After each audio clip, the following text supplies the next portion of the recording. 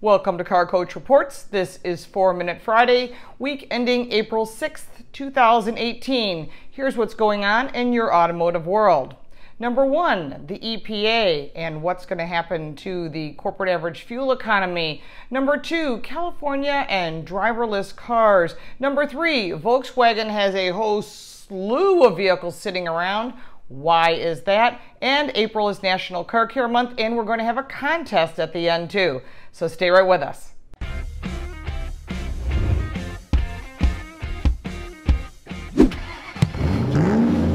Let's put 4 minutes on the clock. Number one, the EPA, run by Chairman Scott Pruitt, announced this week that they're going to freeze corporate average fuel economy. Now, we don't know all the details yet, and everybody's in an uproar, but let's just take the politics out of all this, because there's plenty of it. What we really need to know is that California has been calling the shots for the other 49 states. Now, you may not care about that if you live in California, but states such as Montana, Arkansas, and other states, they're paying extra for vehicles, about $3,000 to $4,000 more. Why that money is going to California? Because they had the right to call the air pollution issues out back into the 70s. Well, the federal government made the regulation later. Now they want to make it all one, and the federal government's going to call the shots rather than California.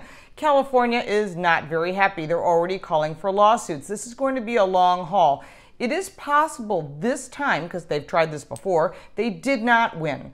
But this time it looks like the federal government might actually have a chance. So they could charge extra for vehicles that are sold in the state of California instead of trying to make the same vehicle across the country, forcing you and I to have to buy vehicles that have all these extra emissions on them that don't apply to our state. So this is going to unfold in a very interesting way. I've kept it very simple for you. I have an article I just posted in Forbes magazine if you want to check that out. It'll also be linked on my website and down below. Number two, autonomous cars, and again, the state of California. We all know about Arizona and the Uber driver that wasn't paying attention behind the wheel, even though they were supposed to be there to intercede if in some case the car wasn't doing its job. Well, we know what the results of that are. Unfortunately, lost a human life. But in the state of California, they're now issuing two different permits. One that's going to say, hey, listen, you can have someone behind the wheel, and if something goes wrong, you can interject. Or you can go without anyone in the vehicle. Just deploy the vehicle on its way. Yeah, I'm not really into the amusement ride, and you may not be either. There's only one company that actually applied for that type of permit. I think there's a lot of legal issues involved. We still don't have government regulations in place. They're standing by the sidelines. We still haven't even addressed hackers. That's going to be interesting. And then you've got weather conditions, insurance companies that aren't going to want to insure these vehicles. I think after this big accident, we may have pushed back autonomous vehicles to be on the road in production, maybe 8 to 10 years. Number three, Volkswagen has about 300,000 cars in 37 different facilities all over the United States.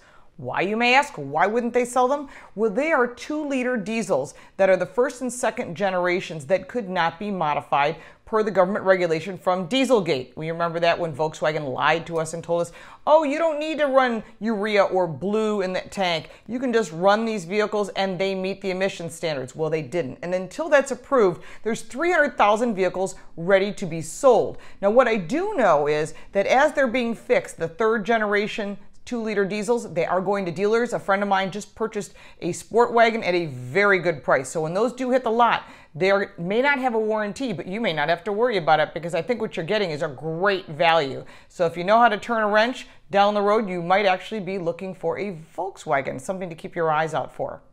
And number four, April is National Car Care Month. We need to be car care aware. And what I'd like you to do is, if you got a check engine light, you're hearing those brakes squeal, maybe there's something wrong with your car, you've been putting it off, well, don't get stuck on the side of the road. Find an ASE certified technician, get that vehicle fixed, and here's where the contest comes in.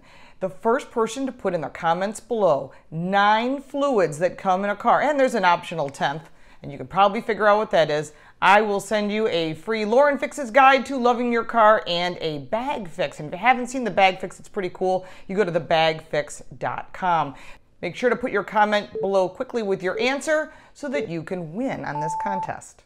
So that's what's going on in your automotive world. If you like what we're doing, make sure to subscribe. If you love what we're doing, make sure to support us on our Patreon page, and all of the links are down below. Don't forget to sign up for that newsletter at carcoachreports.com.